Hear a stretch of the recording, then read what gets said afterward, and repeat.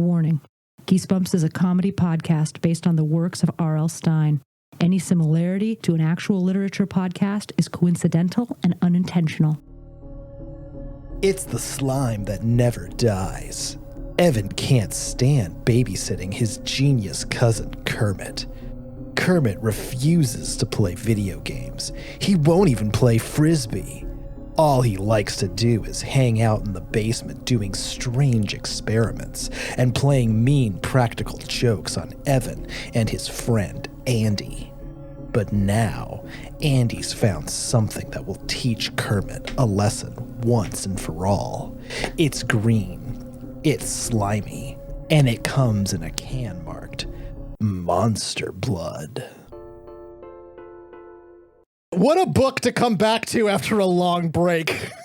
We're back, bitches! Are we?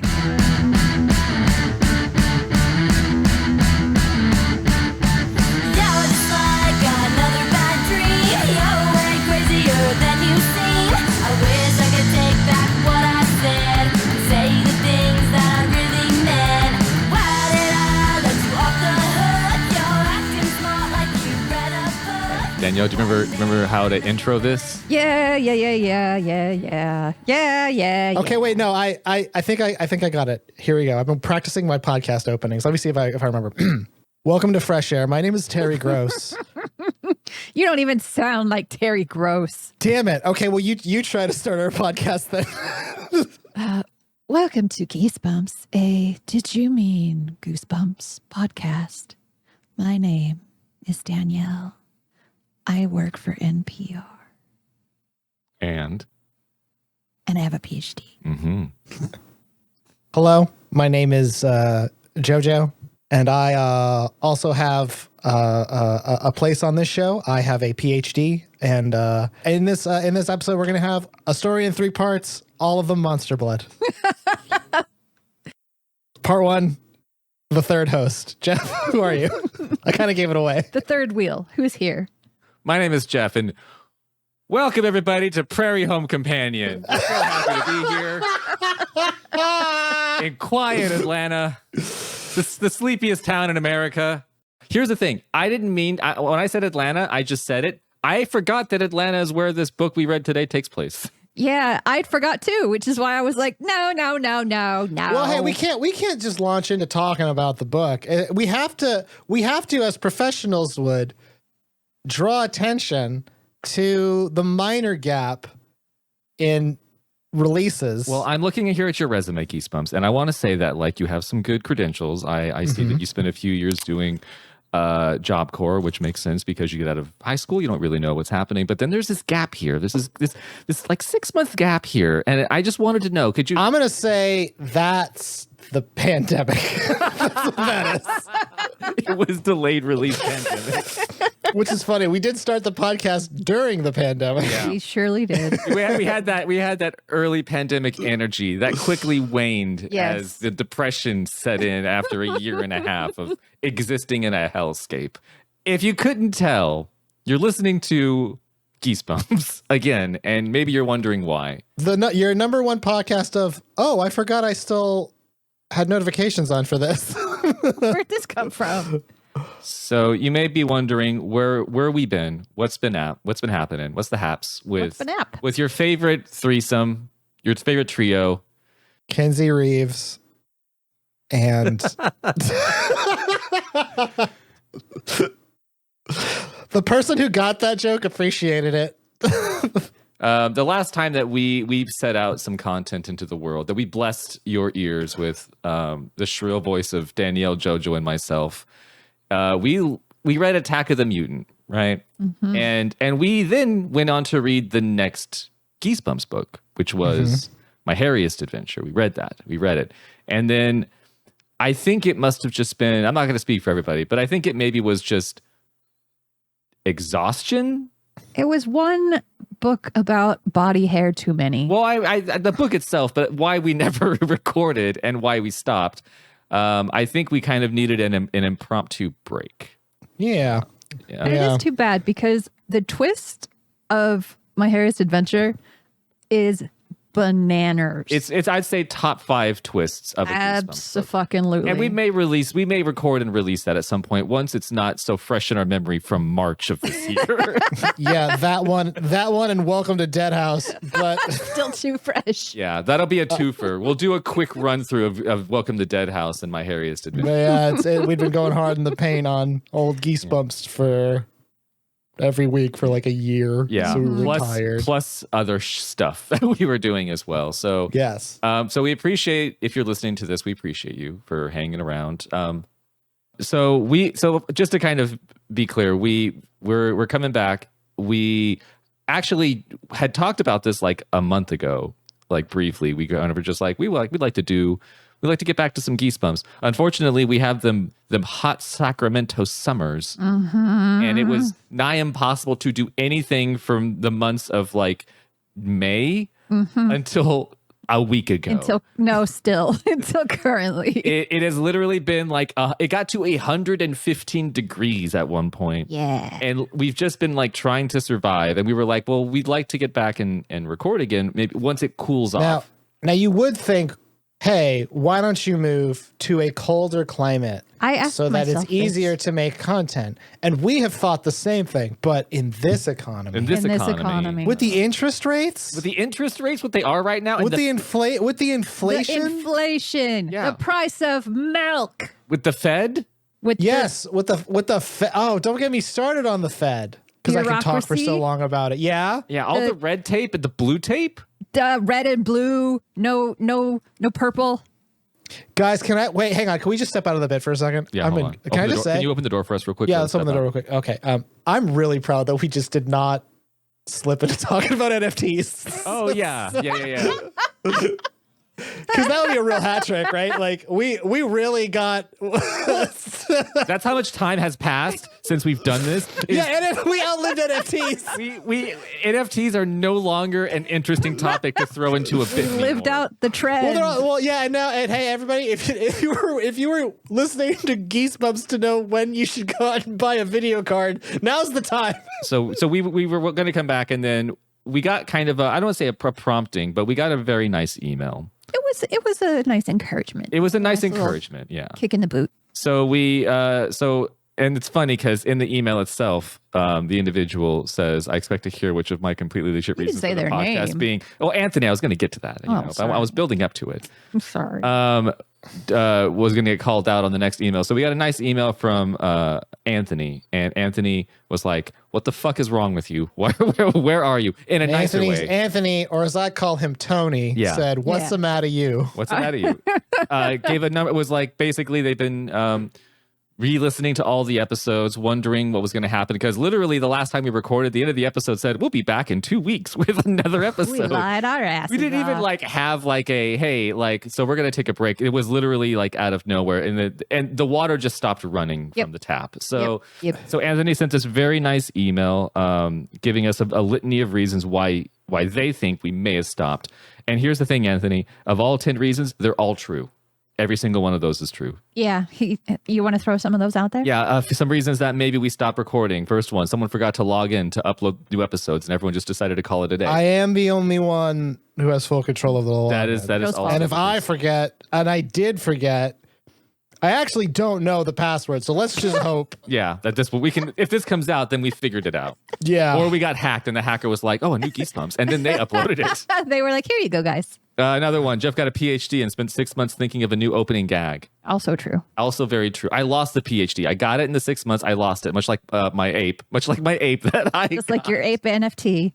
Yep. We ran out of things. We ran out of things that RL could stand for. Never. Never. That's not true. We have a rhyming dictionary. I'm prepared to go into spoonerisms. I'm prepared to go into pop culture references. Malapropisms. We're ready to use words where R isn't even the first letter. Yeah. Who fucking cares whether it starts with I an can R just say anymore? the R is silent. What are you going to do? The R is more of a feeling, Yeah. more of a vibe. The R is a state of mind. Yeah.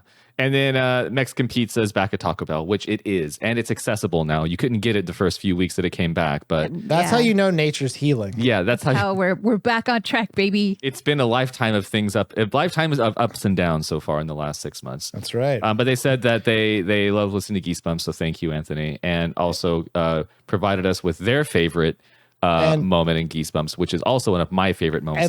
And the next time anyone says that your opinion doesn't matter, you actually now have definitive proof. It does. Yes, it does. It affected change in the world. Yeah. You listen to a podcast and you show them an inkling of interest. Send them anything remotely nice. Be like, we have to do it for the fan. because podcasters aren't used to being talked to nicely in our lives. We've grown up. Our parents didn't like us. Our siblings didn't like us. And Danielle had neither of those. And I didn't even have any. So, I mean, we're real suckers for that shit. Yeah. So thank you, Anthony, and everyone else who didn't email us. Would have been nice if you did, like Anthony. But I guess we all can't. Maybe we would have come back sooner if everyone I'm sent us sure a it nice got email. lost in the mail. Yeah, it's probably true. I mean, again, with the politics of the mail system these days, oof. Oh, man. Yeah, the inflation. The Fed, can you believe this shit? The interest rates. The milk? We just Can you applied this. believe this? Yeah, the milkflation. Also, just wanted to say Anthony has a podcast of his own called Let's Watch Something that you guys should all probably go look up and subscribe to as a thank you. Yeah, if you say something nice to us, we'll plug you. Oh, fuck yeah. Doesn't matter what it is. You don't even have to say Yeah. anything nice. You got a kid that you like? Yeah, we'll plug your kid. My Yeah, favorite kid is Bill. Sorry, Carrie. Bill's Shout the one I out to like. Bill. Carrie sucks. So, Joe, do you want to break down what today's going to be like? We are gonna go through Monster Blood 3. Now, the premise of our return from the land of skulls and fairies was predicated on the idea that only one of us was obligated to actually read. That's how lazy we got. We said, okay, we'll come back as long as we don't have to do the premise of our show. As long as we can just sidestep that, we'll do it. Do you want to give us a quick synopsis of this? How are we? I don't know how we're going to run into this now with this new era, this 2.0. Let's start with the basics. It's Monster Blood 3. It's the third in a long line of wonderful Monster Blood books. It's also the 29th Goosebumps overall. Now, the 20s are, at this point, absolute trashed here. Yeah. What's another 20s book? Can you Okay, remind me? I can tell you. Okay, so the Cuckoo Clock of Doom was in here. We haven't read that one. No. Night in Terror Tower. Haven't read that one either. My Hairiest Adventure. Oh, we read that one. I read that one. Attack of the Mutant. Read that one. Phantom of the Auditorium. Read that one. Return of the Mummy. Oh. Ghost Beach. Oh, boy. Oh, that's Go kind of- Eat Worms. okay. The Scarecrow Walks at Midnight. Oh, hey. Did we read that? Yeah, we we did. did read that. Yeah, that's right. We did. We called it the one that had that had so much potential that they couldn't deliver on. and one that was weirdly problematic in so many ways. It really was. Had a whole of mice and men thing going for it. The 20s seemed like almost like an experimental age that didn't go right. Yeah. Yes, and it's most significantly able to be determined that how does it? Those different words. The most important thing about these books in the 20s is none of them are scary. No. I will say that I will say. Oh, you will? I will say none of them. I'm thinking of this one right now that we read for this episode. There are moments that are unintentionally horrifying, but not because of R.L. Stein's like I'm trying to spook you out. Mm-hmm. So, and I'm sure we'll get to that with this book. But there were some moments in this book where I was just like, I feel uncomfortable with what's happening right now. Yeah. I don't know if that would be Yeah. scared, but I definitely felt uncomfortable Yeah, and a little bit anxious. Yeah. Here's what I'm going to do. I'm going to just quickly go over the major beats, and then we're going to dive in a little bit more detail. But the major beats of Monster Blood 3. Same characters as last time, Andy and Evan. They are still best friends. They are all living in Atlanta now for whatever reason. Evan is got PTSD about Monster Blood, and he's babysitting a piece of shit named Kermit for reasons that do not make sense. We had so many times. We just yelled about this all night. Then the way the book plays out is the cousin's a piece of shit. And then eventually they decide, let's fuck with him by giving him Monster Blood. The first thing you'd think of when trying to right. get back Like to somebody. Yeah. When you're suffering from PTSD from a thing. Which by the way, they just have now. We've gotten rid of the pretext that the Monster Blood finds them. No. They it just have exists. This is the lazy movie sequel where it picks up the next day from the first one, and it makes any sort of like anticipation non-existent. We're not worried about where the Monster Blood comes from. Nope. It's just there. They still have it. Yep. So they give the Monster Blood to Kermit, and they put it in a little bowl. The bowl blows up. Evan eats some on accident, and then he grows very, very big. And that's the rest of the book. Yep. And the rest of the book is Evan just sort of Frankensteining his way through town, hiding from the fire department of all groups that want to put a stop to his shenanigans. Those overzealous firemen. And then Kermit provides him with a bottle of potion that turns him small again, but a little too small. It's actually like 6 bottles of potion, but Yeah, we go through a whole like We goof go through fest. a whole funny like 70s getting dressed, Yeah. coming out, coming back in, and Kermit's like, nah. no. It's a book that starts off with like just shenanigans with kids and quickly turns into Harrison Ford's The Fugitive Yes. with a giant boy. Yes. With a giant boy. And R.L. Stein gives his most unintentional and poignant metaphor about ACAB that we've encountered in the series thus far. Yeah. Yeah. Yeah. Firemen too. Yeah, Ironman too. Fuck them. They've had it coming, finally. Fuck those guys. We know that they had the hoses. Jesus Christ. Did RL reach out to either of you as to what this one was about? No, as I said off mic earlier, I was sleeping on the bathroom floor last night because I drank too much and played a video game that made me feel bad emotions. Right, that's true. You did do that, didn't you? Yeah. Did RL contact you, Danielle? He said, fuck the police. Okay, he texted you that. Yeah. He just texted that in the middle of the night. Joe, did you get any missives from? As a matter RL of fact, Stein? I did. Oh wow. Yeah, I got a message from RL from Messenger Snail, and it actually he said that the way that this one works, because he doesn't know my new address, he said that I could use it to know the secret Zoom password to get into his private video chat that's open at all times to talk about Goosebumps and Goosebumps related things. So. Yeah, this is R.L. Stein's secret Zoom meeting. Beep, beep, beep, boop. Beep, boop, boop, boop, beep, boop, boop, boop. Why, hello, guys. Wait, are we watching a video of him or is this live? That's a great one, Jeff. Oh, boy. Oh, there's a slight delay. There's a slight delay there, RL. Satellite delay, you know. It's really good to see you. Hey. Hey, buddy. Oh, it's going to be a delay this whole time. Hang on, I think I gotta, hang on, I gotta update the connection. Yeah, plug it into the Ethernet. Don't use Wi-Fi. Turn on the internet. Yeah, turn on the internet. Have you tried turning it on? Okay, I think I got the...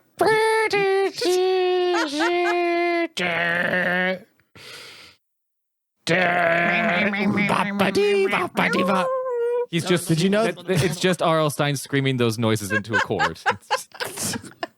Well, hi guys. It is I, of course, RL. What's up, bud? What's up, Robert Lawrence? I'm sorry. That is not my moniker. Oh, well, I'm sorry. This time. My name is obviously really long. Because it's been a really long Stein.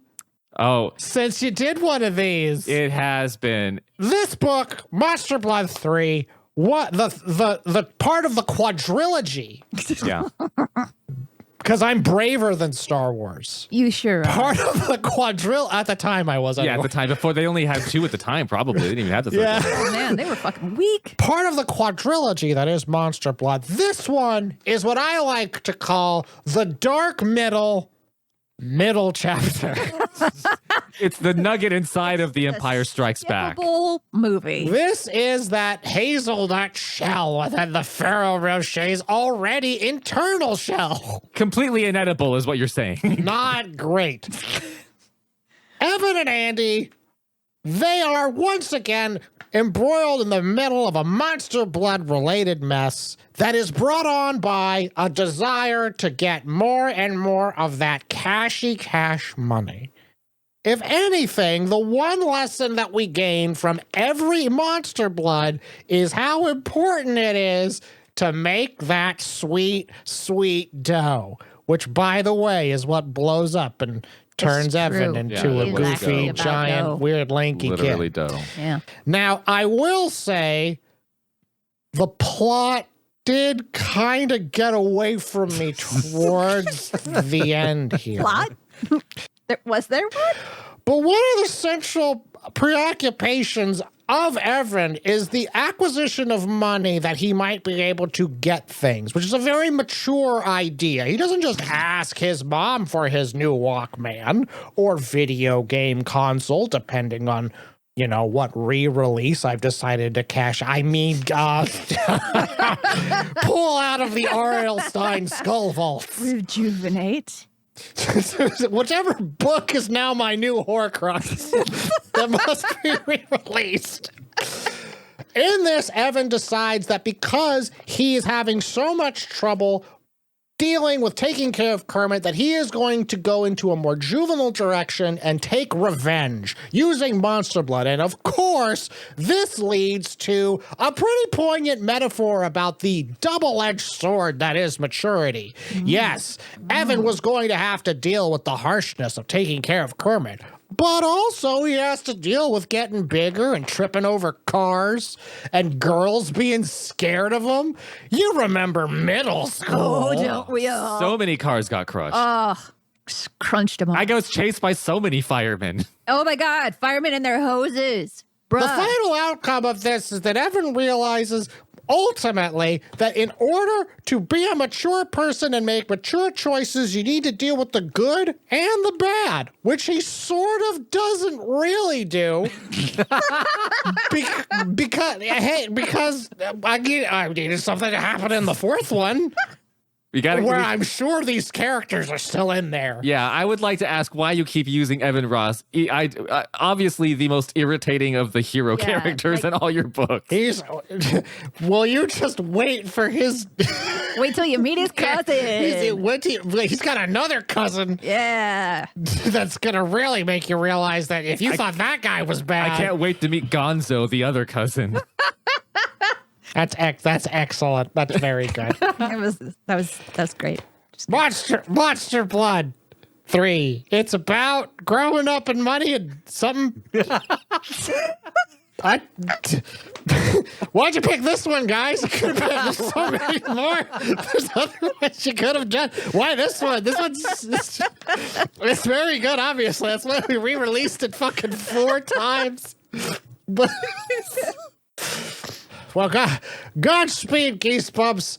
Are you kicking us out of the chat? Are you kicking us out of the Zoom meeting? Well, yeah, I gotta go live in a few minutes. So we're gonna be playing Apex Legends in the nude. Oh. What channel is this on? What channel is that on? Yeah. Oh, he just kicked us out of the room. Yeah. Oh shit. Okay, we're not in Well, the Zoom meeting fuck. anymore.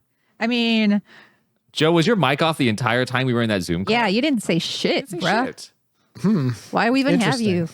Interesting. So R.L. Stein says that this book is about, it's about money and maturity and growing up. And the big thing that keeps Evan, just wanted to throw this out there, the big thing that keeps our hero, in quotation marks, our hero, Evan, going back every day to babysit his cousin is to get that sweet money is to buy a Walkman. Yes. Do you know how much a Walkman costed in the 90s? How much was a Walkman costed in the 90s, Joe? How much? Okay, Joe, how much do you think a Walkman costed in the 90s? I guess it cost $79.99, but I think we need to adjust for inflation. Okay. Yeah. Danielle, how much do you think it I'm costed? going to say $49.99. A Walkman in the 80s and 90s sold between $100 to $200. What? Yeah. The original Walkman cost $200 And it when it was released. only played cassettes. Yeah, it was a cassette player. It was a mobile cassette player. Okay, so wait. That's what it cost when it came out? It cost $200 in 1990 money. Yes. Okay, and we're in 1990, like what, 2 here? So yeah, No, so this we was are in 2022, Daniel. so if we bought a Walkman today, it would cost easily $800,000 Oh, yeah. With inflation? with inflation. The Fed? So how much was he getting paid for babysitting? $3. It's going to be, yeah, it's a lot of babysitting for A that. lot of babysitting. Oh, boy. I mean, Well, how much is $3 in 1990s money? I think it's just $3. I think it was worth that's $6 actually. yeah. So are we ready to enter into the nightmare world of Monster Butts 3? Let's establish sort of our baseline of our world. Bad. Okay, so bad. Very bad. Our main boy is Evan. Evan Ross. He is an age. It's not clear. I don't know how much time has passed between the other two books. He is scarred twice over by the horror that is Monster Blood, which again, and I hate to be the one who does this. Do it. Do it. The monster in Monster Blood 1 was a witch. Yes. I mean, we don't want to be pedants. We don't want to get overly didactic here, but Nope. But the Monster Blood was just a fun product from Mattel. yeah, it was just minding its own business. No, it was really just existing was not Monster Blood's fault. No. Yes. Innocent until proven guilty. Yes. He has persistent nightmares about so much so that it's like he's always drowning Yeah. in it, around it. And It's like a waking daydream. yeah, he is. It is not. The book opens with him not in a sleep-induced nightmare. He is awake. Yeah. He is literally having daytime hallucinations and fever dreams Yep. while just living his life. Now, in Goosebumps and really shitty writing fashion, Those are the same. It's the same. It's a synonym. It's just a synonym. Yeah, that's redundant. this one starts with a dream sequence of him dying to Monster Blood, and chapter 2 starts with, God, does it do this? Boy, did I miss the whole chapter break on something that could be scary that is totally diffused in the next chapter. Yeah. Chapter 2. Evan, it's the first line. Stop daydreaming and eat your Jello. TM. Mrs. Ross scolded. My favorite character. Yes. Mrs. Ross. Evan, hurry. Eat the Jello. You'll be late. What time of day is it? Yeah. Is this breakfast Jello or is this mid-afternoon Jello? Like, is this dinner jello? Breakfast jello? He goes, Mom, can we never buy green Jello again? Because you buy other colors, but not green. Yeah. And then Miss Ross says, as a mom would, you are weird. Yeah. I love that so much. So Danielle and I were going over this a bit because we read this out loud together as a couple should. If you're not doing this in your marriages and your relationships, you're doing it wrong. You don't love each other. You don't love each other like we love each other. Because there are parents in this book, obviously Mrs. Ross. None of them are actual characters or people. They're just conflict machines. They're just obstructions. They exist to have consequences. That's why they're there. They are literally there to make other characters seem more sympathetic, despite the fact that they suck, like Evan, because the parents. Because you're like, man, this kid's in a bad house. This yeah, kid's like in a these bad people are family. bad people. Evan goes on to say, Kermit's probably blowing up the house. And then she goes, well, that's all the more reason for you to hurry up and go over there. You're responsible for him. You're in charge of your cousin until his mom gets home from work, which is probably about 2 hours. Yeah, and Yeah. I want to say real quick, as a writer, if you're a writer, if you were an author, you cannot just drop a character in a book and names them Kermit Nope. and not draw any attention to it. and just be like, it's a normal fucking thing. Talk It's about not. green shit and then talk about Kermits? Come on. I have never in my life, I have interviewed over thousands of people in my job. I've seen tons of names, so many different names. I have never in my life met a Kermit that I didn't like. That's good, Jeff. That's good. I hate to say it, but this is the most important part of Monster Blood 3, because without this, there really is, I mean, there's barely a story to begin with, but without this, there's nothing. Nope. Without Kermit, And even this is fucked beyond belief. It's nice of you to help out, she said. Aunt D can't really afford a babysitter. Now I'm going to stop everything. Is Evan doing this for free? No. nope. So she can afford a babysitter. Well, so what was the babysitter rate? So Evan is getting paid, as we mentioned earlier, $3. What was minimum wage in the 90s? What was this? This is 1990. We'll say 1994. Oh, Yeah. man. Minimum wage in Atlanta, in Georgia. In a Georgia. Minimum wage 1994 in Georgia. The minimum wage in 1994 in Georgia was $3.25. Wow. So she can't afford. She can't afford Wow. the quarter. Yeah. All right. She's saving. All right. She also is trying to buy a Walkman, and she's. It's absolutely fucking stupid. That's our premise. These are the spinning plates that have to be kept going to justify any of this shit. And none of them hold up. None of them hold up. Kermit looks up to you. Evan says it's That's not true. That is demonstrably not true. Kermit isn't a nerd. He's a genius. He's only 8, and he's a genius. And it's like, Also not true. Also not true. to what end? And we'll get to why that happens. But this is the entire premise of our book. Is Evan is obligated to babysit Kermit because he receives some amount of money for doing so. Yeah. Like, she paid Evan $3 an hour to watch Kermit. And that's actually the thing, Jeff. We said at the start, like, oh, $3 per session. No, it's $3 an hour. $3 an hour. Okay. It's almost better. minimum wage. It little is. better. Well, and there are some days as we get later in the book where she's gone for what seems like the whole day. Oh, yeah. Not just 2 hours. So No. if she's getting minimum wage, she's trading little hours. It's like having Evan there is the equivalent to her not being at work. Yeah. Yes.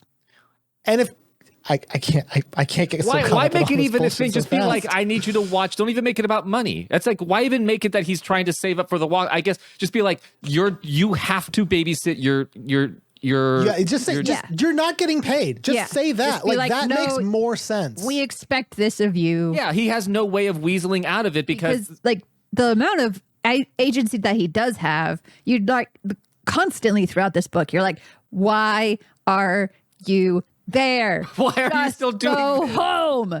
Just don't talk to this fucking creep of a kid. as the book goes on, you're just that's all Danielle and I kept screaming is just like, just stop babysitting him. Just stop. Just it's not worth it. It's fucking not worth it, bro. Just not. Hey, you don't have to do this.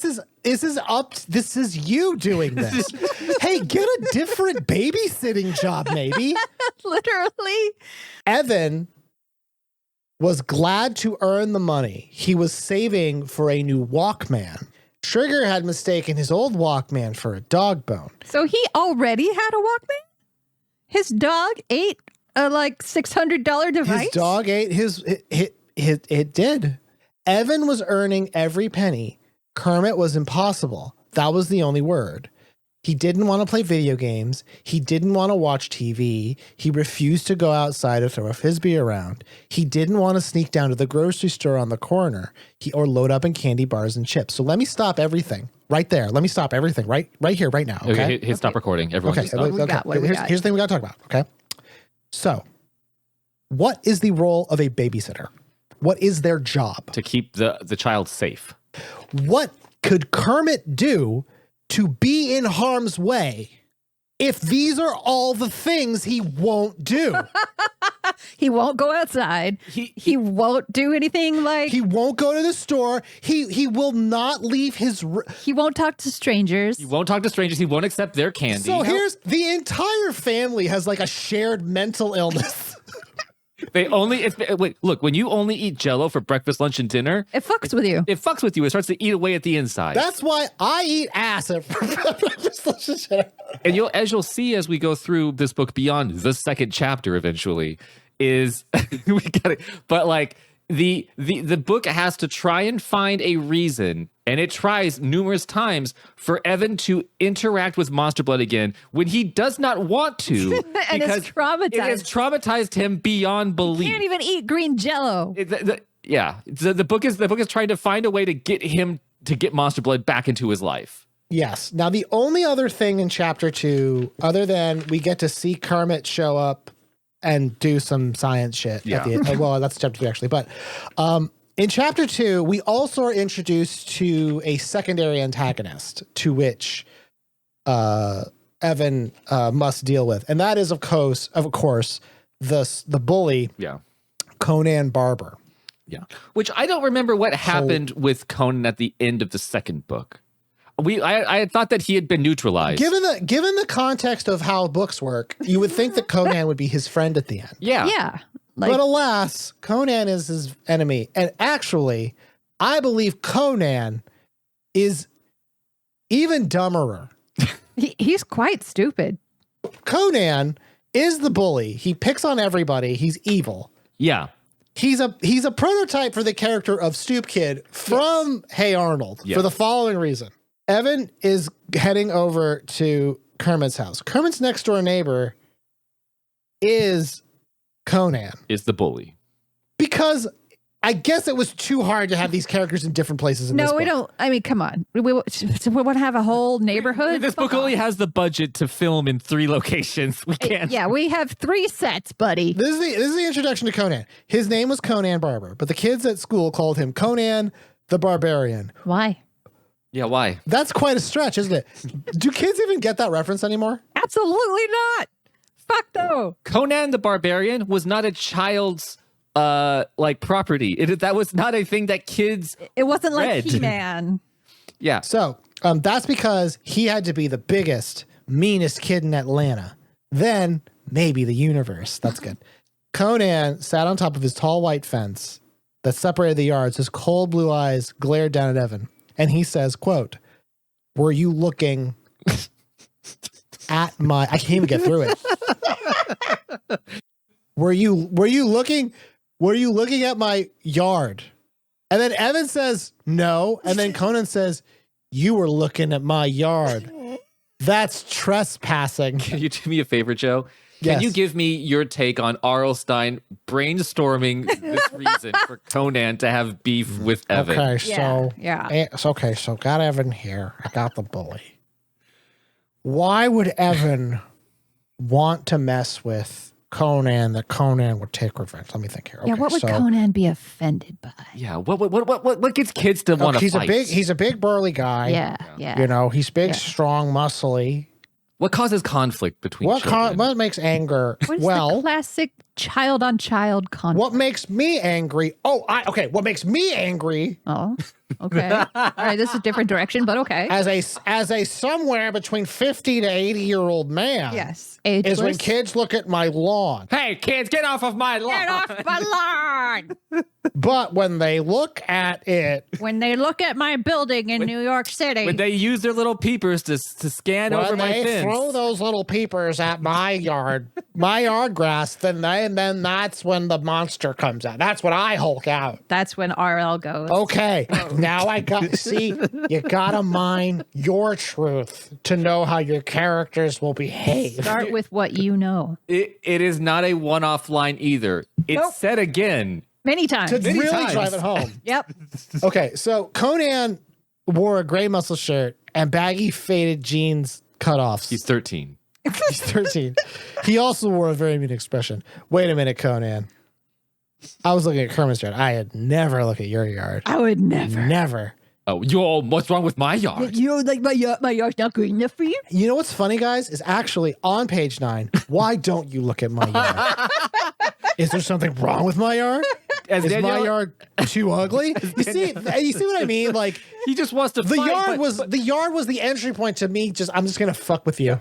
he seems to genuinely be perseverating Yeah, he's About the seriously yard. hung up about on the this. yard. He's really into landscape architecture. It didn't even come across like he was just like flippantly just like, No. "Oh, okay, can't look at my yard, man," like giving like a dumb reason. He was just like, It was like, why the fuck are you looking at my yard? I will kill you. I will destroy you. This is where Kermit shows up. In terms of stories, Kermit should not be a villain. no. Right. And here's the thing. Because we have our villain. We have a otherworldly threat villain, Yeah. and we have a contextualized literal bully villain. Yeah, with a yard sensitivity. In the first two chapters, until we get to the end of this one, Kermit is not identified as a villain. He's just identified as like All we know is he's just kind of a nerd. Yeah, Evan little doesn't nerd. like him. Yeah.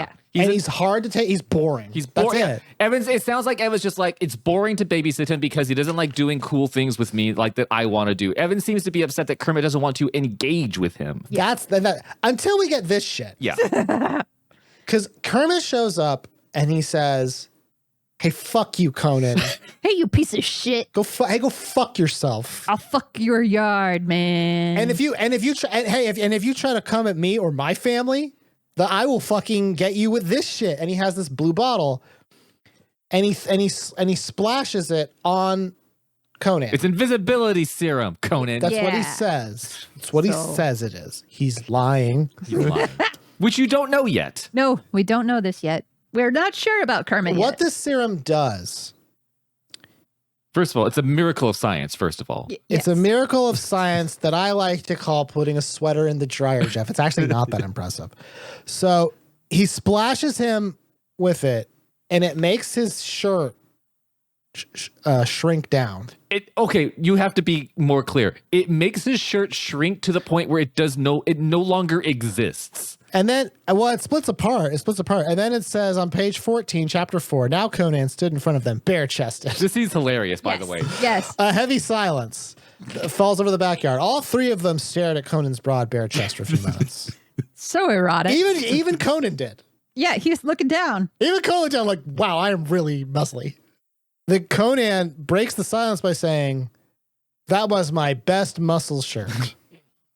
To Evan, as if Evan did this. Yeah. Yeah, right, exactly. And this is- Evan was like, execute the shirt. Evan says, "Uh-oh." And then we have a cut, which is actually like really well done. And it's Andy going, "I kind of like your nose that way." That He was a got good cut. the fucking shit kicked out of Yeah, him. his like jaw is like dislodged. He is the next day, or is it 2 days later? Not even like later that day. Still nursing injuries from when Conan decimated him. Yeah, like beat him to like a pulp. And I was saying this to Danielle as we were reading it, and this isn't, child violence isn't new for Goosebumps books. And It's not for a- the 90s. And not for the 90s. I don't know if it's just me or if it's just because the way it's presented, but like the way that the violence is described, where like this kid is getting completely totaled all the time. Decimated. It Fucking makes chew. me feel uncomfortable. It Like makes me deeply uncomfortable. Like, where are the parents? it's supposed to be like fun, like haha, like schoolyard, like schoolyard, fights and stuff. shenanigans. And It's I'm like, like- no, he can't. It's the childlike shenanigans that lead to really serious, non-recoverable, maybe even almost cartoonish levels of horrible violence. Kermit did this deliberately, according to Evan, and he says it's because Kermit was smiling, and Andy was like, okay. And then Sure, buddy. And then Evan's Sure. like, what, that's all you're gonna say? And Andy's like, it's your cousin. What do you want me to say here? You can pay him back if you want. And then Evan's like, well, how do I do that? And Andy goes, I know. Does he have a snack after school? You could put Monster Blood in his food. Nuclear option. Yeah, just- Hasn't, well, this is the thing, right? She's calling his bluff. Like, okay, if you really hate this, Yeah, do you something about fucking, it. Yeah. Fucking fucking make it happen. And actually, dude. that's very important because this whole thing, as far as Evan saying, like, he's stuck in this situation, and Andy's saying, no, you can do something about it. Go ahead and do something about it. Murder your cousin. Kill him. Kill him. Destroy him. Kill him. Kill him now. Yeah, kill him dead. There is some other, like, now we're kind of in the middle of the book part, which you might be going, well, hold on. Where's the beginning? Where's the monster blood? Oh, Right? don't worry. Like, it won't come where's up until a good chapter 17. Yeah, don't worry. We'll be balls deep in this book when you finally remember, oh, right. This is a monster blood story. This didn't need to be monster blood. No, not even at all. What happens is Andy and Evan go to babysit Kermit again, Yeah. right? And Evan's like, we can't fuck with Kermit using monster blood. We'll just do nothing. And maybe it will be different. Maybe he'll be different today. They go to babysit Kermit. A couple of things happens. The first is that Kermit really likes doing math homework for Andy. And you hear that and you're like, Wait a minute. that's kind of almost like sweet a little bit. Yeah, Yeah. that doesn't fit with his character. And also Kermit has his blue stuff. He pours it on a mosquito bite that Andy had and makes her mosquito bite go away. And it's and Andy's like, wow, that's really cool. Like, we could do something great with that. And Kermit's like, yeah, we totally could. So at that point you're like, okay, well, is Kermit a good guy? Yeah. And is Evan just a piece of because he's jealous of his cousin, which actually would be a more interesting Which story. would make sense, too, given Evan's character. He's a Well, little piece of shit. And at that point, like, it's still kind of not entirely ambiguous, but like, you're like, did Kermit try and help Evan earlier? Yeah, maybe he's just bad because we at it. get these couple of things. He's trying to cure his dog's hiccups. Which the dog goes bonkers. Yeah. Which didn't Afterwards. seem intentional. No. But then we get after this, because the next time they go babysitting, Every time they do go babysitting again, it makes me mad. Andy discovers that Kermit intentionally got all the questions wrong on her homework. Yeah. Yeah, she loved that little piece of shit until Like a psychopath. And I just want to read the sentence that describes Kermit as he's doing the math homework. Oh yeah. Yes. So this is the scene as they're in the basement and Kermit's doing Andy's math homework. What page are we on? What chapter? For me, this is page 17, chapter 7. Yes, his dog's name is Dogface. Yeah, there's the naming. I feel like R.L. Stein put like placeholder names and did not And change just them left in his it like draft. Kermit, Dogface, Conan the Barbarian. Anyway, Kermit was already scribbling answers on the page, solving the equations as fast as he could read them. His eyes were dancing wildly. He was breathing hard, and he had a happy grin on his face. He's a little Matt Damon. He's a little Matt psychopath. That's it. So basically, like Andy uses her feminine wiles to get Kermit to do her homework. He fucks her over. Yeah, purposefully. Yeah, real bad. Which at that point you go, okay, well that's I guess he's the villain. That's on the one. Either Kermit's an idiot, Yeah. or an asshole. or and this is the Marley scenario. Evan is right. Yeah. Kermit is a Kermit- horrible human being It's a monster. with no redeeming qualities. Yeah, and it is absolutely the second one. Knowing that Kermit fucked with her homework on purpose, Andy wants to get revenge using monster blood because if she doesn't want to use the monster blood, we really don't have a monster blood 3.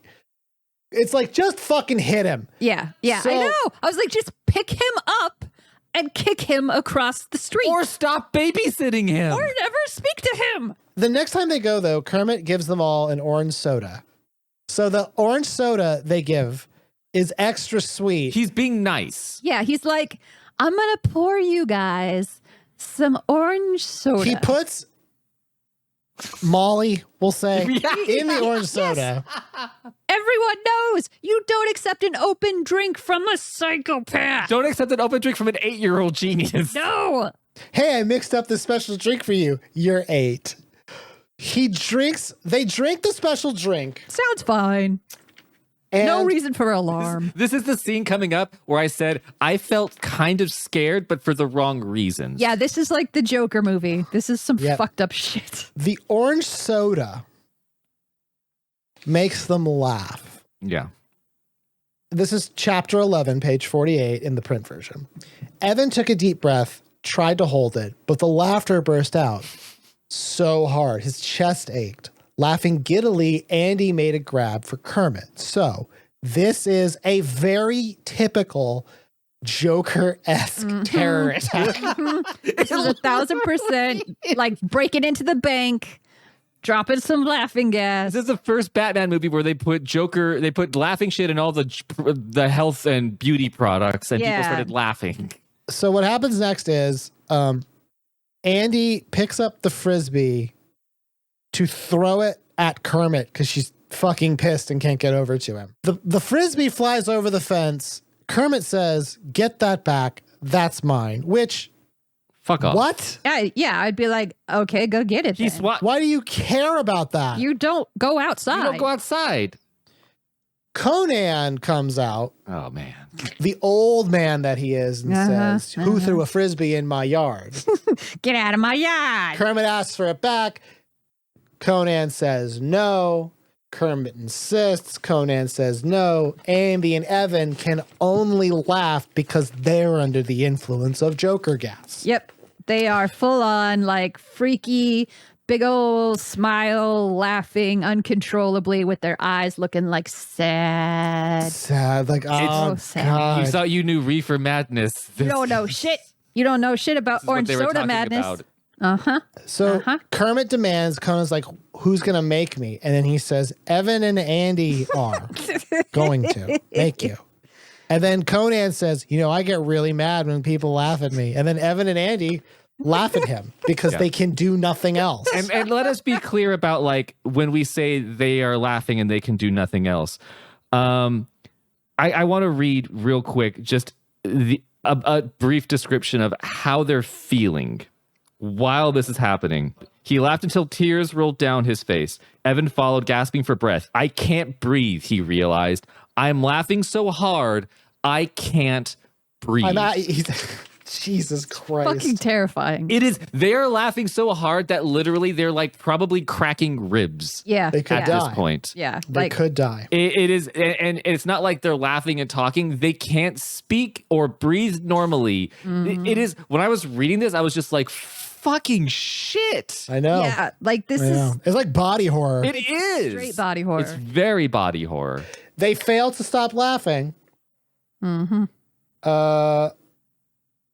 Kermit can't find the Frisbee. Kermit says, I don't know why they're laughing, but I guess it's because they think you're stupid looking. Yeah. Kermit just riles them They up. looked at your yard and they thought it was really funny. Yeah, and they bring the yard up again. And then Evan goes, "Fuck me." And Conan proceeds to, quote, take a deep, powerful breath, stretching out his big chest, going, 3. Andy laughs. Evan laughs even harder.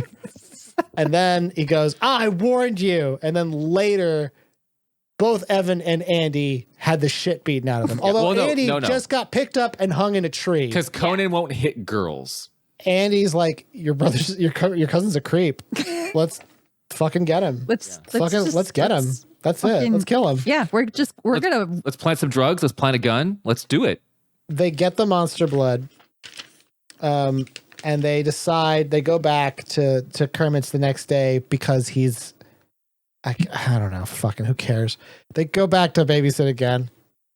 And then Andy's like, "Hey, what are you making?" And Kermit says, "Hey, good looking, what's cooking?" Hey, good looking, what's cooking? He's like, "Kermit, you've played a horrible trick on us. Why'd you tell your mom that?" And then Kermit's like, "Don't shout. I have sensitive ears." You want to strangle this kid. You really do. Fucking kill him. And then there's a part where Evan gets a chocolate bar and eats it because they need to distract him because Andy's going to put the monster blood inside this bowl that he's mixing. Yeah. And the best they can come up with is, "I'll eat a chocolate bar in front of him." Yeah, so he gets the chocolate bar. So I'm going to just read this line. It's on page 57. Also, chapter 12. Evan took a big bite of the chocolate bar. It made a loud crunch as he sank his teeth into it. He proclaimed, "Chocolate bars are good." I just like that their idea for distracting him was the most stupid vaudevillian looking like Because 1920s. he could still be mixing the bowl. Exactly. So the idea is the fact that candy is in the room is so distracting that he will look away from He's like floating along the air, smelling the candy bar, like bewitched, just completely out of his fucking senses, like a dog after a pie. So then we get into page 60, literally halfway through the book, which is too late, by the way. Much too late. They finally use the monster's blood. Which is a very controllable substance, apparently, at this point. Yeah, apparently they're just like. It's a schedule. It is a Schedule 2, but they do have a permit. And okay, I don't want to nitpick motivation too much, but come on, their idea is to feed monster blood to this child. Well, I don't even know if they were thinking about feeding it. Their whole thing was they wanted to fuck up one of his experiments. That was their original thing with and not knowing exactly what. Yeah. But just they were going to somehow integrate monster blood into something he was doing. Yeah. Because they wanted to see him get egg on his face. But like, here's the thing. All of his experiments kind of fuck up. Yeah, exactly. They put the monster blood in the bowl. He just keeps on stirring. Yep. It keeps on stirring. It blows up. It gets everywhere. It makes a huge, huge mess. He fucking loves it. Oh, he is rocks off all the way off. This is pod racing, he screams. Now this is pod racing. Here's what would have made it make any sense. If it was like he was working on a school project or he was doing a science fair thing and they were going to fuck that up. Yeah, it'd be like, okay, so there's a grade on the line. It's like, no. He's just trying to perfect Ice 9 to destroy all the water. Yeah. So this is on page 65. After the explosion, it basically, this thing he was mixing up, it exploded. Which, by the way, that is the first and last time that monster blood shows up in this book. Yeah. Yep. By the way. Yep. Is this That's one it. part. That is it. So we're done. Yeah. Done So with monster blood. he turns to Andy, and Kermit immediately turns to Andy and goes, Did you put something in the bowl? Which they've been talking about it. Both Evan and Andy keep saying to each other, monster blood, monster blood. And Kermit, To which Andy, instead of saying no, says, Don't worry about Never it. mind. yeah, don't worry about it. You guys are Hey, the worst liars I've what? ever seen.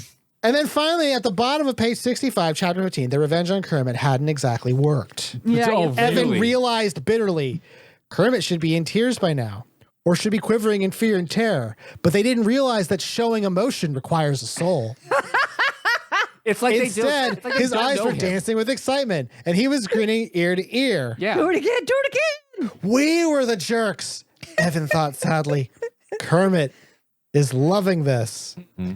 And they had to clean because they made a big mess. Big old fucking mess. And if Kermit had, here's my thing. Why didn't you, if you were going to fuck him over, make it so that you're not around when it happens? Like, you don't want to be associated with this in any way. You want to be like, I was nowhere near there. Every time something bad happens, he just blames it on you, and then you get in trouble. Yeah. Like, these guys are not good at pattern recognition. Their plan was so ill prepared and not. It was really bad. It just is so poor. Like I guess Kermit is a genius because everyone else is fucking stupid. Maybe it's just by comparison. Most Goosebumps reach this point of the Geesebumps. middle of the book, right? Yeah. Geesebumps is the plural. They reach this middle of the book part where the promise of the book is now we get to explore it, right? All the context of it. Let it play Except, like the Mummy one, Yeah. or fuck, I don't know. What are some of the other ones that failed to do I this? guess But I would say Scarecrow. Scarecrow. Yeah. Yeah, We're Scarecrow. too far into the book to have a middle anymore. Yeah, middle school. So the cover of this book shows big old feet. Yeah. Which I thought would be Kermit. Yeah, I did too. So what happens is Evan accidentally eats some. The laziest. If you wanted to know why the chocolate bar was really there, Yeah, it's so that Evan will have his mouth open. It's literally, how do we get this kid's mouth to get open? How do we open this kid's mouth? So he then is a big boy. And him being a big boy is the rest of the book. Evan lumbered towards the stairs, his sneakers thudded heavily on the tile floor. He stooped against his shoulders to keep his head from crashing against the ceiling. And he kept saying, try not to grow any bigger, which Annie says that to Evan, which if any of us guys know how that thought doesn't work, boy, oh boy. He then, on page 77, because it's like Danielle thought of it, page 77, he felt his body start to tingle. His muscles started to throb. Please no. He uttered a silent plea. I don't want to grow anymore. I felt so claustrophobic during this scene because he's growing. He's effectively like 9 to 10 feet tall at this point. Yeah. They're in a basement. This is like the walls are closing in. Yeah. And they're about to squish you. Ugh. And now on page 81 is where we have the benefits of getting more mature and older, I guess, as a metaphor. Because he sees Conan like the Stephen King-esque bully he is, threatening 2 kids with a bat. With a fucking bat! He's swinging a baseball bat at 2 other smaller children. 2 little kids. To which Evan goes over and goes, wanna play ball with me? I'm assuming his voice is deeper now. Yeah. And he reaches over and he snaps the ball in half, and I want to say he starts strangling him with his thumb and forefinger. No. Could be wrong That's there. what should have happened. That's what should have happened. The end of this book should have been conflict resolution between Evan and Conan. Just come up and it's all over the place. Like Conan's running away from him. They have to go to the school and he's chasing after him. Throw him to the next town. Conan immediately understands what happened. Yeah, Conan's the real genius. Yeah, exactly. I said this to Jeff. I was like, Conan is smarter than all of them. Conan actually goes, Conan is the voice of reason, like, you ate monster blood, didn't you? And it's like, wow, he actually put shit together. Are you crazy? Why did you do that? It was an accident. Yeah. Why are you explaining yourself? Yeah, why are you having a regular conversation with this guy who's fucked you up twice in this book so far? Evan grabs Conan out on the shoulders, lifts him off the ground as if he weighed nothing. Yeah. So, okay. What? We're going to be going through the end of this. The size and strength, It seems to vary wildly. it changes. It's like a 1980s like cartoon where the animators didn't know how to draw something, and it changes scene to scene. He puts Conan in the fucking In a tree tree because he's to fuck afraid with of him. Yeah. heights. So they kind of go to the spots that you think they would go. Like page 88, Evan leaned down to talk to Andy. If I stay big like this, do you think I could get a job as a superhero? And Kermit's like, I don't think those guys get paid. Because he very saved a kite out of a tree for some kids and they love him for it. Yep. He did. Evan recognized 2 other characters. He always had to beg to play softball with them. They never wanted. So they're literally now at this point, after putting Conan up in a tree, they're just sauntering around town to see what mischief They're just strolling. Hey, he's just walking around being big everywhere. Yeah. It really is the lack of imagination. Just like, what do we do now? Just like, I don't know. Let's go see what's up. Like, I guess walk to the park. I don't know. So then he goes to the park. He plays softball. Yeah. Which again, The size, The logic. highly endowed. makes no sense. No, because like the pitcher can barely pitch high enough. And to, by like, the way, we're at page like 90 at this point. yeah, we are like shit should be wrapping up. This is like the monster should be closing in on you while you're hiding in the We attic. should at be this working towards No. a conclusion. We're getting an anime slice of life into Big Boy. Yeah, now this is a totally different book. point. And now he had a bat earlier that he snapped like a toothpick. And on page 91, This is so frustrating. you can do it, Evan.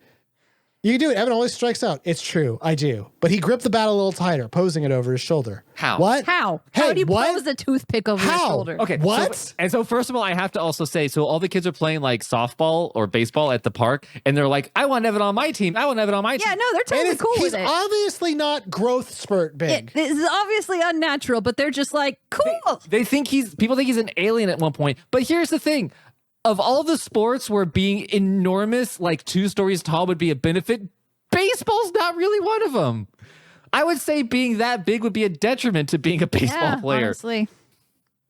We at this point, I was like, how is this ending? Yeah, like, is this a dream? Are we just gonna fucking? Well, don't wait, guys.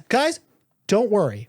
I'm worried. Don't worry. We have an answer for this because here's the part where, quote, page 92. This goes off the rails. Conan Barber leaps out of a fire truck. Two fire engines skidded to a halt at the first baseline. So fire engines have shown up for this. Yeah, they're on the field. And I'm going to read this verbatim. Several black uniformed firefighters dropped onto the ground behind Conan. There he is, Conan cried to the firefighters. That's him. Get him. They're like, you said he was a fire. Yeah, and he's like, You said he was a fire. I was wrong. Get him anyway. We talked before this. You said that this kid was fire. So here's Danielle and I were talking about like, oh, are the cops going to come and get him? And then we saw the firemen. They're just like, well, I guess you can't have cops and then it's chasing like, him. okay, firefighters are hoisting heavy fire hoses. Well, because what happens next? I get what you're saying. But they do it anyway. Do it anyway. Firefighters. I get the fire. Okay, the firefighters rescuing Conan. I understand that. Yeah. The firefighters should not be the first responders to kill Giant. No, but you're thinking, okay, kids book, they don't want to go. Yeah, they don't want to bring guns. But guess what happens the next page? A couple of cops show up. Cops with guns show With up. guns. Yeah. Page 93, chapter 20. Evan saw flashing red lights and then two black and white police cars. They just like giant kid. Yeah, we'll see how many people we Two got. officers will do. A man and a woman came running from behind the police cars. That's the one. That's the one who crushed the car. He looked at my yard. The firefighters are busy connecting the hoses to the hydrants on the curb for some reason. Yeah. What if he catches on fire? We got to be ready. We gotta be ready to The put him out. uniformed police officers, Cord, nothing to see here. Move along. Move along. Don't videotape me. Don't videotape me. Get that camera out of my face. Firefighters formed a line, holding their hatchets waist high. I'm like, You're what? gonna Hey! chop him down, buddy. Since what? So it is at this point that Evan gets so scared of the noise, like a giant alien monster might do, Yeah. Oh yeah, for sure. that he frenzies and just tries to attack, and then the fire hoses knock him over, which they shouldn't be able to do Which that. again, size? He's 2 stories tall. Yeah. How many? Is this like how many fire hoses does it take to knock over a 2-story human? They said he weighs a ton. Yeah. He weighs 1,000 pounds at least. Fire does not weigh that much. No. I'm sorry No, to it say does it. not. Fire, it's known for a lot, but not for being very heavy. No. Page 98. Firefighters were turning the hoses. The powerful spray arced high. Water crashed into the ground just behind Evan, loud as thunder. Kids and parrots were running in all directions. Up, down, you name it. Frantic, frightened, expressions locked on their face. Evan took a deep breath, bent his knees, and leapt over a fire truck. Like the Hulk. Just like the Hulk. He steps on a car with his foot and And crushes it. destroys it. Yeah. Yes. I thought he So- killed the family inside. Yeah, no. He thought he killed the family inside. That was he had this horrible realization. But he had the horrible realization, maybe I crushed the family. But then the family is like, oh, wait, no, I didn't. But then he, like, how big is he? Yeah, I cannot get a read on this. Now, so he's running from the cops and the fire people. Two cops. In this, hey, by the way, we're still in a horror story on paper. Yeah, we're supposed to be I scared. told you, it turns into The Fugitive. He's Harrison Ford in The Fugitive. I didn't kill my wife. I'm not a giant. I don't care. Can't they see I'm a boy, not a creature from another planet? Why do they think I'm so dangerous? Page 100. It's all Conan's fault. Okay. Conan got the firefighters and the police all crazy with his wild stories. His wild, true stories. What the hell is happening in this book anymore? It's taking all kinds, it's pivoting in every direction. It's trying to like imply that he feels like, because he goes through like an emotional roller coaster as giant Evan. Yes. But this is the thing that we have to stop here, because this is important, because this emotional roller coaster, it's valid for the situation, but Is Evan learning any kind of lesson? No. Nope. Is there anything thematically consistent with Evan right now? Absolutely No. not. Well, and they could have, because at various points when big, he kind of becomes a bit of a bully. Yeah, does it become a bit of a seems bully. like he's going to get big and become a villain because he was really the villain all along. He just was never big enough. And they talk about like how when the hamster in book 2 got big, it turned into a monster, and he's like, "Oh, I've turned into a monster." Like it literally is a Frankenstein situation. Yeah. It feels Yeah. like. Yeah. So what happens next is he hides in the old abandoned lumber yard. It's like there's a house being built that's literally next door to Kermit's. Yeah. So he's Because like, obviously, I'm going to go 50 yards that way. Kermit and Andy are there. They find him hiding in this. Yeah. They find him. The cops Yeah. can't find him. Well, actually, I think the cops do show up and they're like, "Hey, did you see a giant? Keep your eyes out." But Kermit is just gonna say, "Okay, we got the shrinky goop from the start of the book." Yeah. Because They seeded that pretty. yeah, we seeded that. Hey, now this is how Remember how they stared at his naked chest? this is how Kermit will cleverly save the day. Right. Kermit to the rescue. And here's the weird thing: you to Danielle, you said shrinking the shirt on the chest, and I'm sure JoJo's thinking of the mosquito bite. Those were two separate concoctions. And also two very different substances. Yeah, And Like- very different effects. Yeah. So he has a couple of different goops. One turns Evan blue. yeah, Yes. One makes him a big ass chicken. One makes him chicken. yeah. They were like, okay, how do we make this? I don't know. I guess funny is what it's supposed to be And going then, for. yes. And then rule of 3 for comedy. And the last one makes him back to normal. Yeah. Just as the cops show up. Yeah. Just as the cops show up. And the day is saved. Yes. I guess. In a way. I guess. Everyone's friends now. Evan I and guess. Kermit and Andy are all happy. I guess. Kermit's out. like, a giant? What are you guess. talking about? This is just at the end of every chapter, I guess. I guess. Just the last two Question mark? words. I guess. And then finally, like there's a part where Kermit, he the mom asks, "What the hell happened?" And Kermit's like, "Nothing. It's yeah. a boring day." Which is like you're like, what? That was this Like oh, maybe little- Kermit learned a lesson, and it's like, no, No, he nothing did not. happened to him in this book. Exactly. I mean, I don't know. Now he could have made Evan in trouble again. So now he's not as bad of a guy. Yeah, that shows progress, I guess. Like, what? No. No. It shows that physical violence is the only way to exact change in this world, That's right. Yes, especially with children. especially with children. Spank your kids. This is page 124, 125, and obviously because this is Geesebumps, I can't read any part of it. But That'll be Danielle's job. obviously, Kermit fucked with. Well, here's the Evan. thing: did he or didn't he? He Yes. did. I You think know it's. he I did. think it's I up thought he for. did too. I think it's more. It could be, but I don't think that it's as explicit as it needed to be. So, Jeff, the one thing that is consistent in this book, and there's not a lot, but the one thing is Evan is dealing with Kermit, who is the Joker. Okay. He is the Joker. So, Yeah. did Kermit intend to do this? The answer is obviously yes. He did. They should have made Kermit either be present somehow at the end, because there was the telltale sign of his Joker smile needed to be. Yes. It There. needs to be there Yes. as his It wasn't. So we're left with the end where this thing happens, But it was though, because Kermit smiled. but not his regular smile, not his toothy smile, not his coin flip. What? not his Joker smile. Thank you. Yes. Well, we don't know exactly because they don't give us enough detail. It just says Kermit glanced at Evan, then he smiled at his mother. Yeah. Oh, it's kind of boring. So we don't have enough detail to know one way or the other, Jeff. Yeah, it's. I know it's safe to assume that yes, he fucked And him over. given the horrifically nightmarish things that Kermit had done to Andy and Evan this entire book, to say that maybe this one was an accident is irresponsible. Kermit must be stopped. Like, this scene is comical with Kermit like running up and down the stairs. Batman, we have to find a way to ethically kill Kermit. Yeah. And we're like, so is this funny? Is Kermit having fun? Is Kermit just, Oh, Kermit's having a load of fun. or is he incompetent? There's Or- various times when I guess if you look at the lens, if you look at Kermit through the lens of just consistency, nothing he does and says is the truth. No. So there are times when Evan's big that Kermit seems to show either respect or listens to him. It's all a long game. A long con. It's all so that he could just douse him with 50 different potions.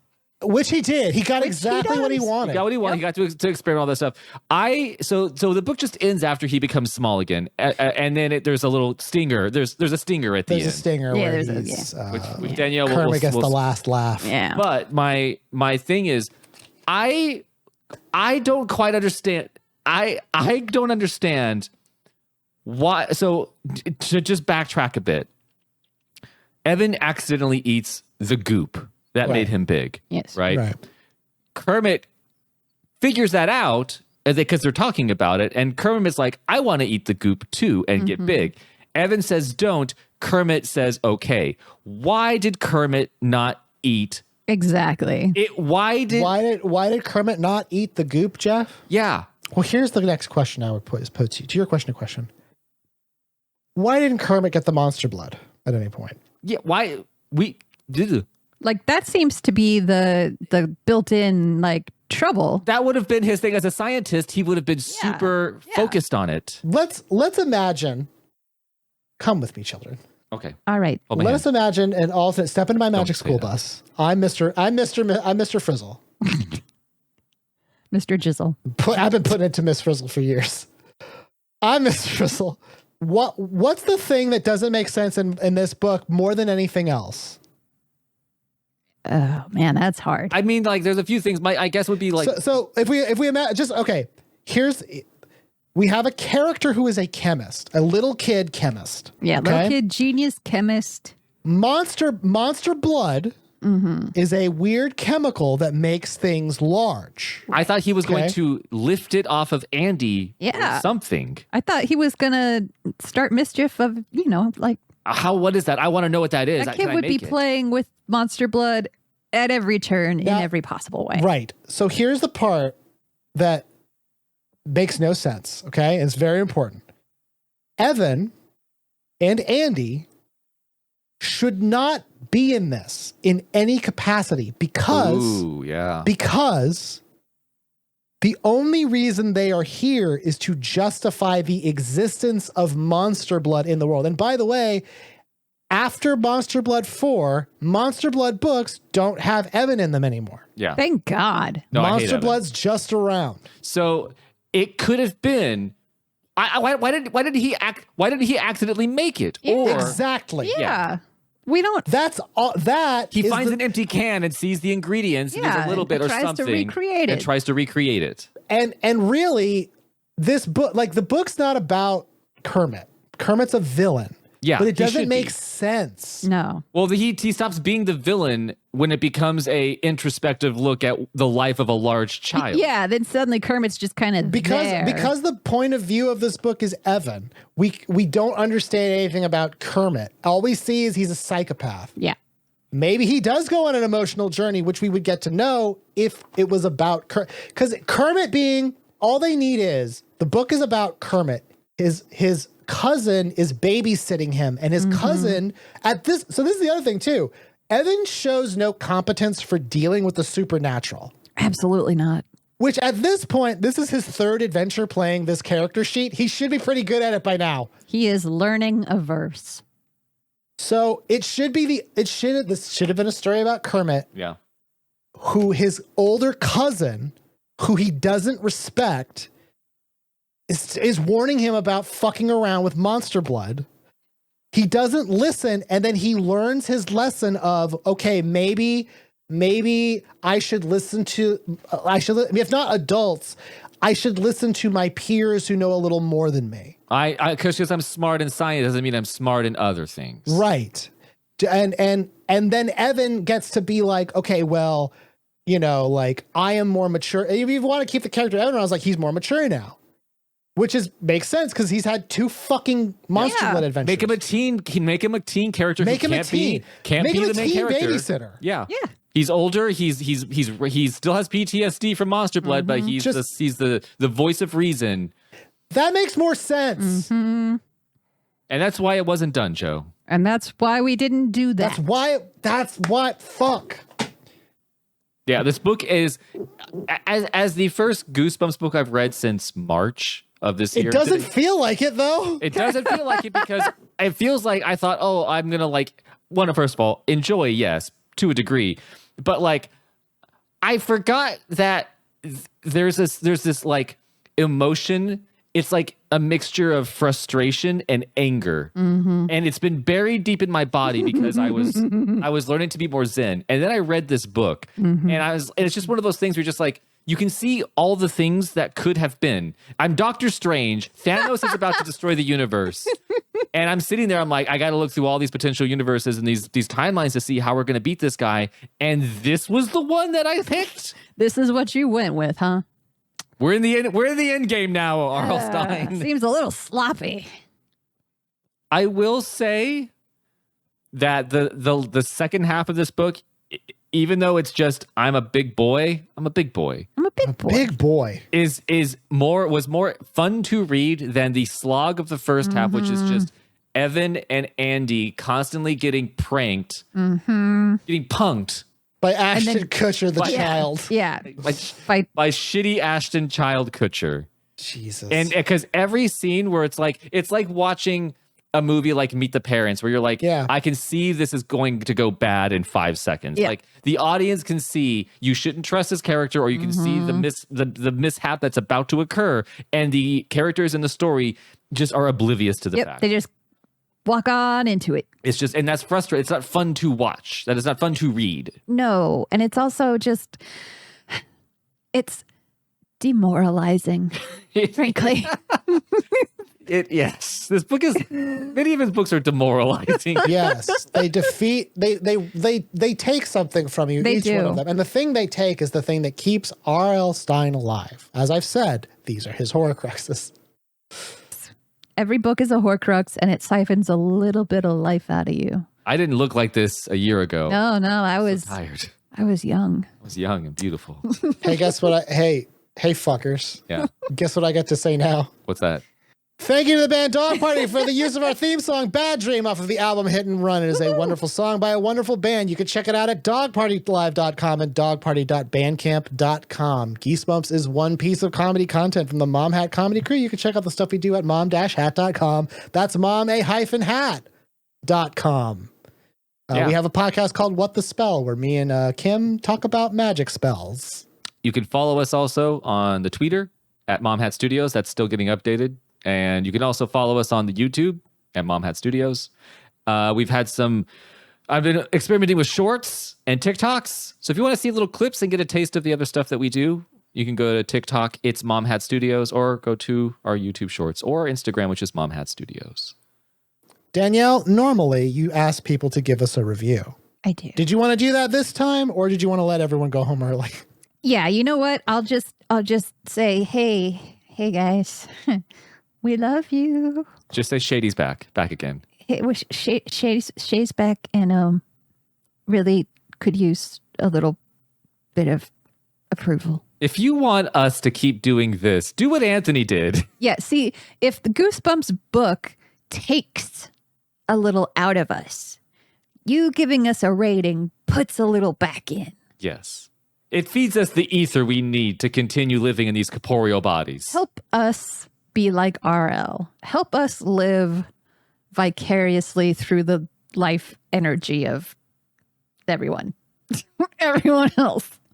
Yeah. Fact. Yeah. Jeez. Well, it's a time for that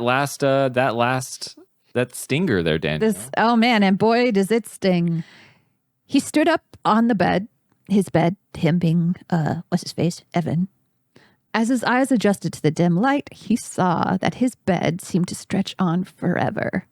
A lump in the bedspread curled up over Evan's head. I'm short, he realized. I'm as short as a mouse. Which is, take a drink if you've said that before. Kermit strikes again, Evan thought bitterly. He made the blue shrinking mixture too powerful. I shrank and shrank and shrank, and now I'm as tiny as a mouse. I'll pound Kermit, I really will, Evan cried. His voice came out as a tiny mouse squeak. Standing on the edge of the bed, staring down, miles down to the floor, Evan heard a rumbling sound. Loud panting that sounded like a strong wind through the trees. A big head popped up in front of him. 2 dark eyes. "No, Trigger, go back to sleep," Evan pleaded in his little mouse voice. "No, Trigger, down." Evan's squeaks had awakened the Cocker Spaniel.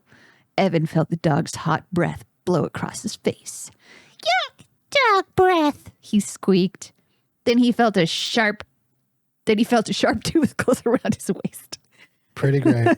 He felt sharp teeth close around his waist. Felt himself tilted sideways. Felt the hot, wet saliva of Trigger's mouth as the dog secured Evan between its teeth. Just like a Walkman. Just like his Walkman. A Walkman. "Trigger, down! Put me down!" Evan begged. He was bounced hard now. The dog teeth tightened their grip. "Trigger, put me down! Where are you taking me?" Through the dark hallway, the hot breath blowing over Evan's helpless body. Did we mention the hot breath? Because hot breath. Hot breath. Into his parents' room. Evan gazed up to see his mom and dad getting ready for bed. That's what he called it. Mr. Ross leaned over the dog. "What have you got there, Trigger? Did you find a bone?" Dad, Evan squeaked up at him. "Dad, it's me. Do you see me? Dad, I think we have a little problem." The end. And that's the end. That's actually the end. I'm not even trying to be He's funny. small now. He's squeaky now and about to get eaten by a dog. So cool. Just like a Walkman. Beautiful, for full circle, no notes. Love it. 10 out of 10. My name is JoJo, and I have a PhD. My name is Danielle, and I have a PhD. My name is Jeff, and 6 months later, Anthony, I'm sorry. I don't have a PhD. Oh, This has been Geesebumps, a Did You Mean Goosebumps podcast. And until next time, stay out of the basement. Just like somebody I used to know.